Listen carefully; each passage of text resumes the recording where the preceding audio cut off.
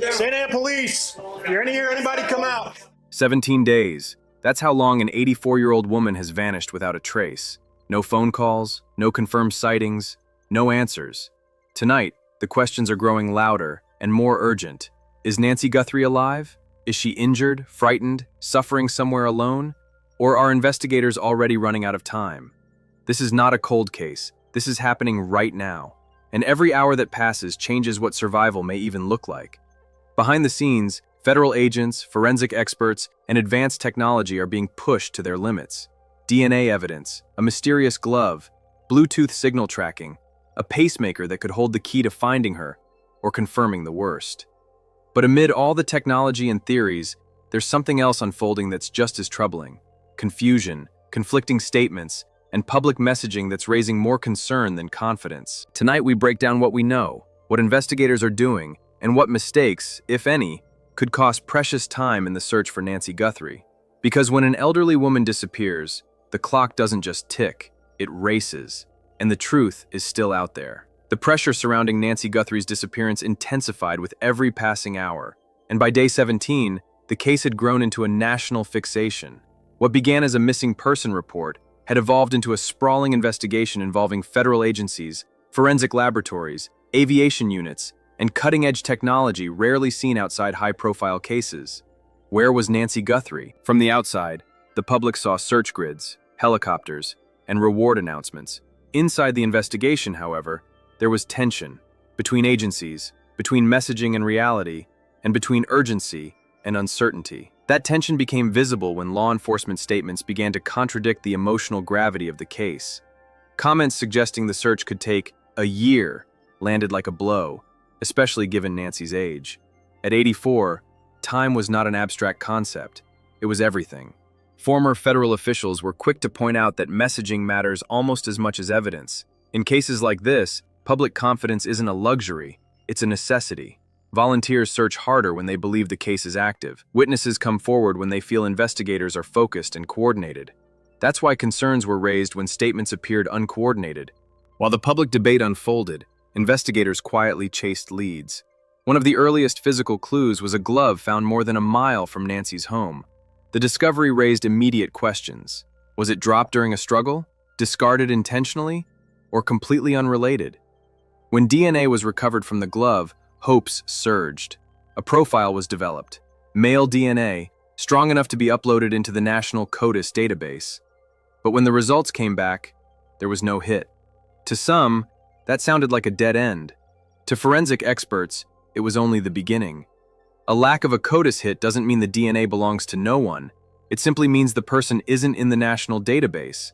That could include individuals without felony convictions, undocumented offenders, or someone whose DNA exists only in state or private systems. From there, the investigation moved into its second phase: state databases, familial DNA comparisons, and genetic genealogy. At the same time, another piece of evidence drew intense attention: the possibility that Nancy's pacemaker could help locate her. Unlike phones or smartwatches, pacemakers don't emit GPS signals. They aren't designed to be tracked, but they do communicate via Bluetooth, and that opened a narrow window of hope. Using specialized Bluetooth scanners, far more powerful than consumer devices, teams began sweeping areas near Nancy's home and beyond. Initially, scanners were mounted to helicopters, covering wide areas quickly. But wide sweeps create noise. Thousands of Bluetooth signals flood the system: phones, cars, appliances, medical devices.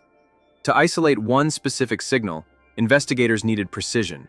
That's when drones came into play, flying low and slow, scanning block by block, filtering out everything except the unique MAC address assigned to Nancy's pacemaker. It was painstaking work, but it represented one of the few chances to find her alive. Meanwhile, investigators worked backward, reconstructing what might have happened inside Nancy's home. DNA was reportedly found inside, though authorities were careful not to specify its source. Blood was likely Nancy's. She was elderly, on blood thinners, and prone to bruising. But blood wasn't the only concern.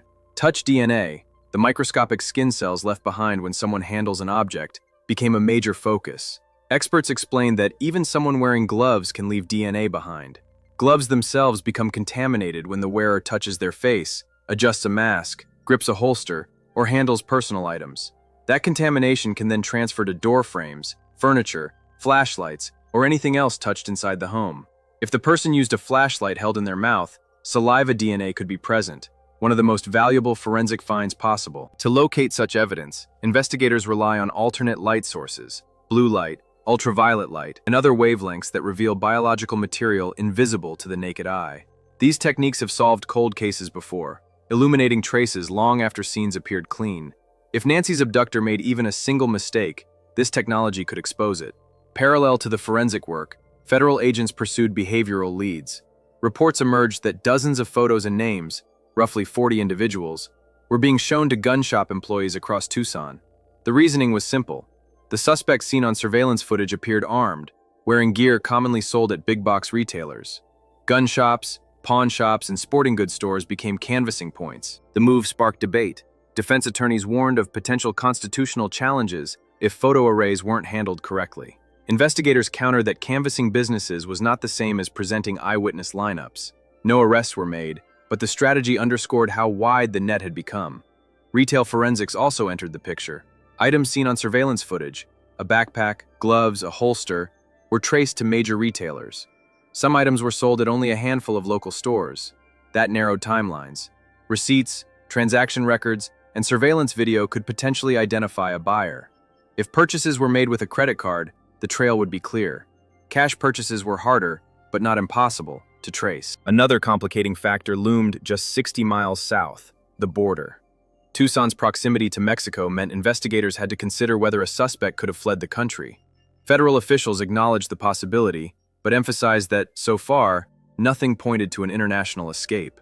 Most indicators suggested a local offender, someone familiar with the area, comfortable moving through it, and possibly known to Nancy.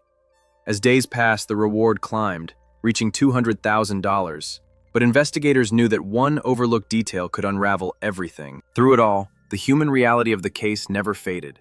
Nancy Guthrie was not a symbol or a headline. She was a mother, a grandmother, a woman who had lived a full life and did not deserve to vanish into uncertainty.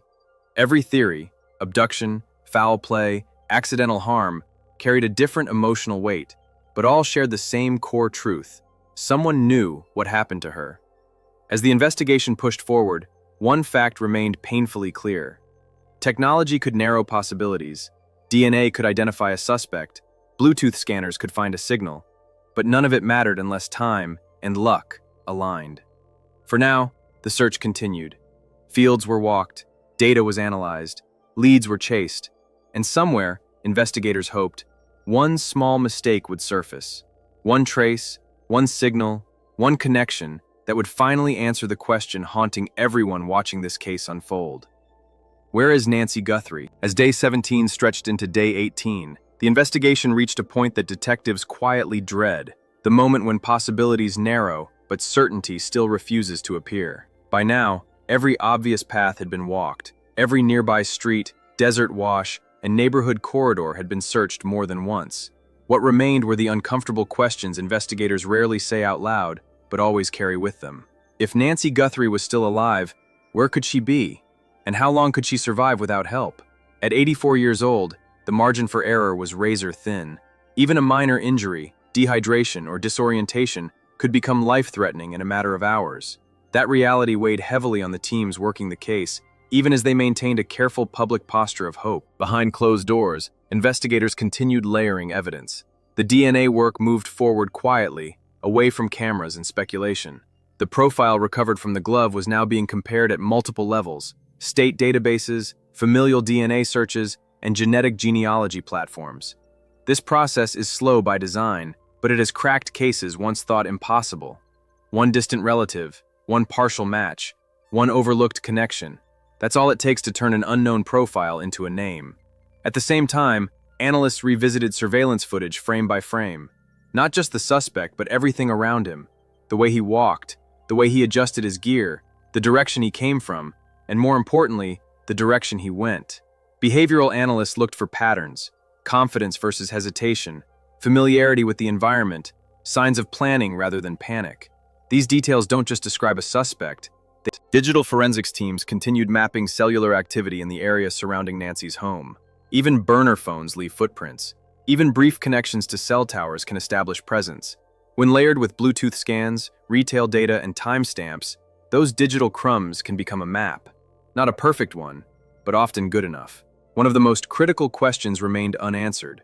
Was Nancy taken from her home, or did the encounter begin elsewhere and end there?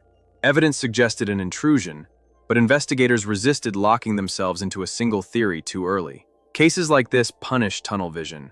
The truth often sits just outside the theory everyone agrees on. Meanwhile, public scrutiny intensified. Media coverage grew louder. Online speculation grew sharper and more dangerous. Investigators worried not just about misinformation, but about tip fatigue. When too many theories circulate, real information risks getting buried under noise. That's why officials repeatedly emphasized one message: facts matter more than guesses. For the family, the weight was unbearable. Investigators knew this. They felt it. But they also knew that rushing conclusions could destroy the very justice they were trying to secure. Experienced law enforcement voices urged patience, not because the case was cold, but because it was active. Very active. Tens of thousands of tips don't mean nothing is happening. They mean everything is happening at once. The search technology continued working quietly in the background. Drones flew low. Bluetooth scanners filtered thousands of signals per second. Analysts waited for one anomaly, one match to a MAC address that should never be there. If that signal appeared, even for a moment, it could change everything. And then, there was the human factor, the one element technology can't replace. Someone out there knows something. Someone saw something they dismissed at the time. A sound, a person, a vehicle. A moment that didn't make sense until now. Most major cases don't break because of machines. They break because one person finally speaks. As investigators pressed on, one thing became increasingly clear. This case was not stalled. It was converging. Slowly, methodically, painfully, but converging. Whether Nancy Guthrie is found alive, or whether the truth leads somewhere darker, the outcome will hinge on the same principle that defines every serious investigation: persistence. The refusal to let unanswered questions stay unanswered. The refusal to let time erase responsibility. For now, the search continues. The evidence is still being processed. The leads are still being followed, and the question remains, echoing across every briefing room and every sleepless night: where is Nancy Guthrie? If you've been following this case, I want to hear from you. Do you believe the investigation is focusing on the right evidence? And do you think technology, DNA, Bluetooth tracking, digital forensics, will be what finally breaks this case open? Share your thoughts in the comments below. And if you want to stay updated on developing crime stories like this one, like the video, subscribe to the channel, and turn on notifications so you don't miss the next update. Thanks for watching, and let's hope the next chapter brings answers.